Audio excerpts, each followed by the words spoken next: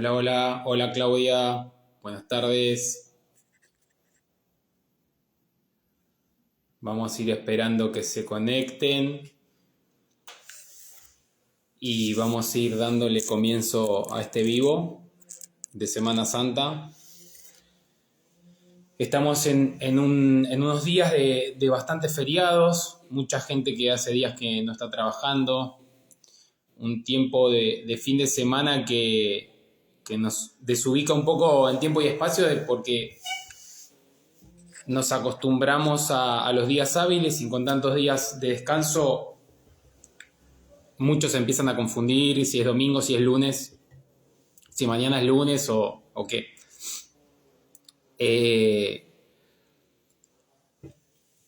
Vamos a ir esperando que se unan, si quieren ir los que van entrando o quieren ir compartiendo sus dudas, ¿sí? Desde ayer me estuvieron consultando algunos temas que les pedí para hablar en el vivo. Y acá tengo anotado y voy a empezar un poco hablando de las dudas que en general tienen. Me venían preguntando, por ejemplo, por el uso de betaistina, ¿sí? Una persona que usa betaistina hace como 6 años y no tiene ningún efecto. Entonces, en ese caso, es raro, ¿sí?, que le sigan dando betaistina,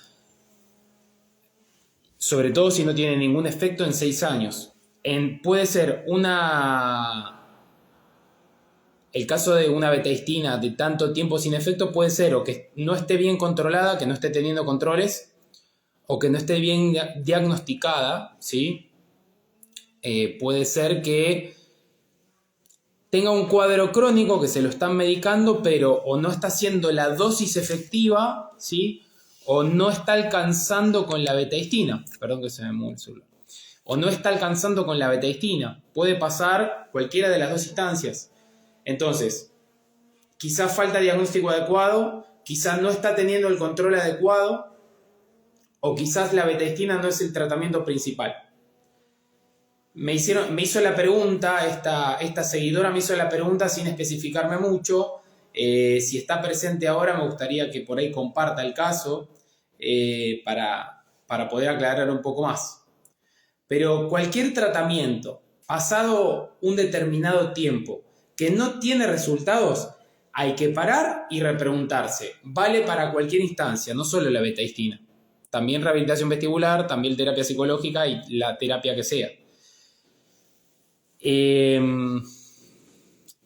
Bueno, no quiero que me quede nada en el tintero para hablar de eso. Igual, el tratante, el médico tratante debería ver esto.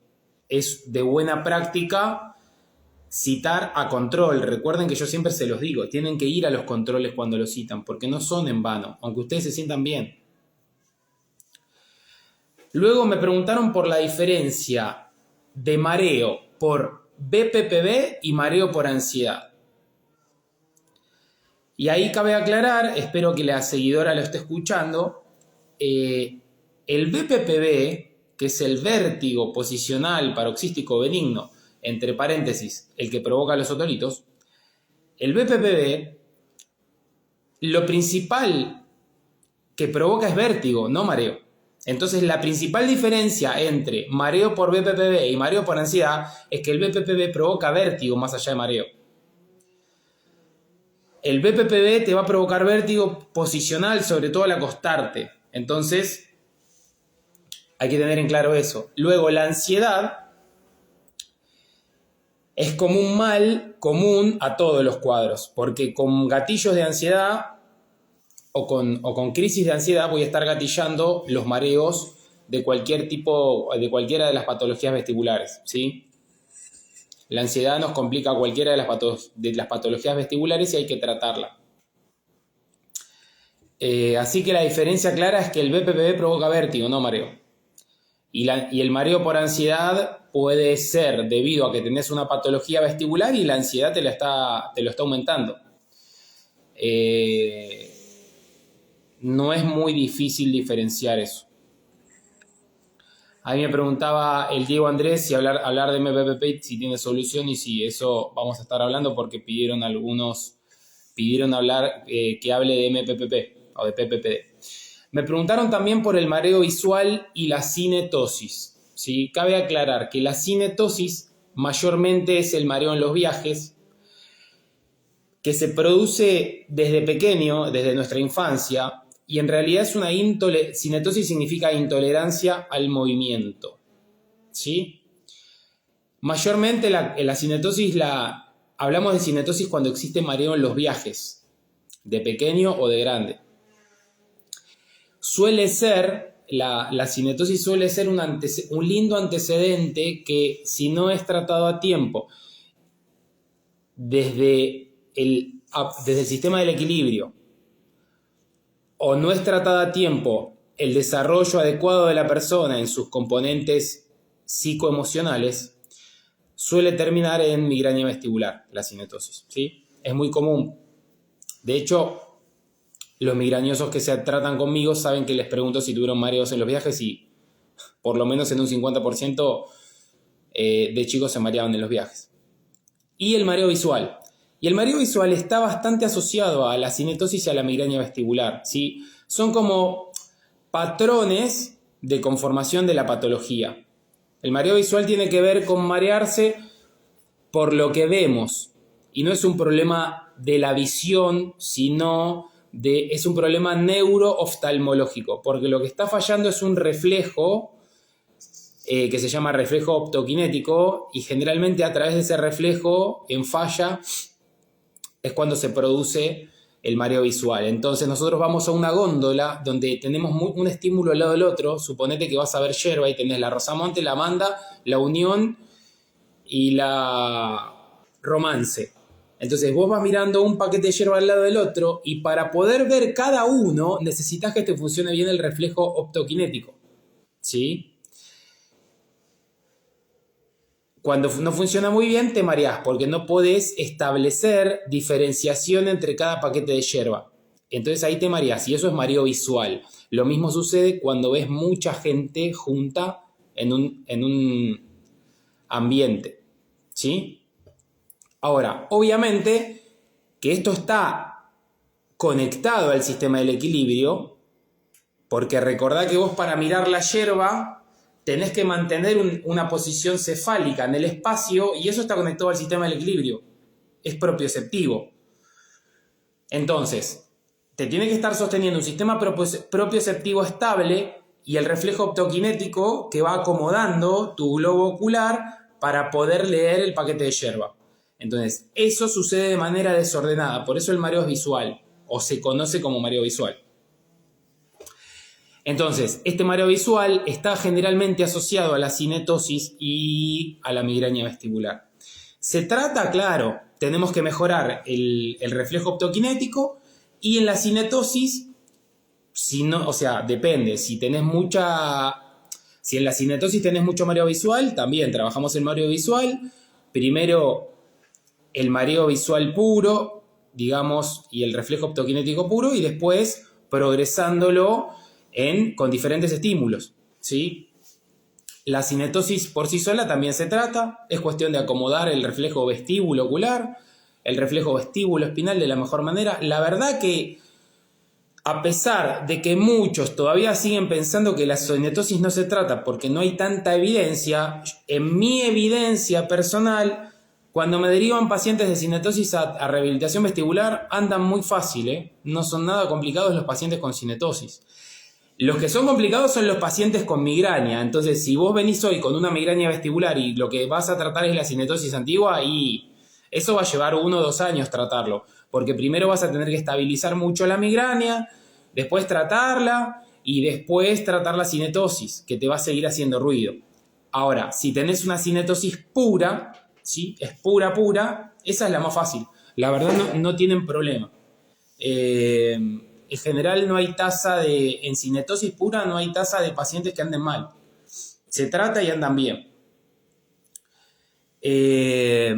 Alguien me preguntó, como pregunta, me preguntó si había que hacer ejercicios. Bueno, Es una pregunta muy amplia que entiendo que se refiere a cuando existe mareo, si hay que hacer ejercicios.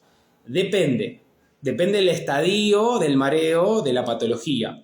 Si la patología está muy en agudo, quizás no conviene hacer mucho ejercicio porque estamos en el momento más inflamatorio. Entonces tenemos que esperar que desinflame un poco y que el cuerpo se empiece a compensar un poco y a partir de ahí empezar a hacer los ejercicios. Ahora, si me lo preguntás en teoría, el ejercicio sí debería empezar rápido. Lo que pasa es que por una cuestión clínica de tolerancia, de tiempos, no te van a dar el ejercicio de entrada, ¿sí? Porque por ahí no lo vas a tolerar, a pesar de que sea lo mejor. O si tenés un componente de náuseas muy importante, no te lo van a dar de entrada. Pero en general, en la patología vestibular, los ejercicios son un componente principal del tratamiento, ¿sí? ¿Qué tipo de ejercicios? Los de adaptación, habituación y sustitución. ¿Para qué sirven? Para acomodar los reflejos. Muchos preguntan ¿para qué es la terapia vestibular o qué se gana haciendo el ejercicio vestibular? Es mejorar la ganancia, principalmente, lo que se mejora es la ganancia del reflejo. ¿Qué es la ganancia del reflejo vestíbulo-ocular? Que cuando yo muevo 1 grado mi cabeza, mi ojo emite una respuesta contraria de 1 grado. Con eso, ¿qué logro? Mantener el globo ocular estable en el movimiento. Entonces puedo sostener mi sistema de equilibrio estable mientras me muevo, ¿sí? Yo puedo estar haciendo esto y mis ojos permanecen estables por reflejo vestíbulo-ocular, porque mi reflejo vestíbulo-ocular funciona bien. ¿Cuál es la ganancia correcta? 1 a 1. 1 grado cabeza, 1 grado de ojo. Y eso lo hace el reflejo vestíbulo-ocular. Cuando me hacen la videonistagmografía, ¿qué me están midiendo? La ganancia, ¿sí? O el VEGIT. Me están mirando cuánta ganancia tengo, porque en la patología lo que pasa es que baja la ganancia. Entonces, yo muevo la cabeza y mis ojos no emiten una respuesta contraria de igual amplitud. Y ahí me mareo, ¿sí? Esa es la explicación básica fisiológica del mareo, que se oculta o se guarda en el reflejo vestíbulo-ocular. Es el gran secreto del mareo, ¿sí? Entonces, en la terapia vestibular se hacen ejercicios para mejorar la ganancia, principalmente para mejorar la ganancia del reflejo. Se hacen ejercicios además para que ciertas respuestas o síntomas que no son patológicos ni lesionantes, ¿sí?, se habitúe el cuerpo, porque son respuestas sobreemitidas que no tienen ninguna razón, entonces tenemos que acomodarlas. Eso se llama habituación. Y lo otro es la sustitución. La sustitución, ¿cuándo la vamos a tener? Cuando nos falla, ¿sí? Nos falla o cuando tenemos muy poco reflejo. Tenemos que sustituir. La sustitución es un estado de menor resolución, ¿sí? Lo que vamos a buscar es sustituir a través de reflejos cérvicos, cefálicos y oculares el reflejo vestíbulo-ocular. El reflejo vestíbulo-ocular es de alta resolución dentro de todo. Comparado a los otros es una resolución más rápida. Entonces, en la sustitución que vamos a utilizar reflejos más lentos, son estados, como les digo, de menor resolución.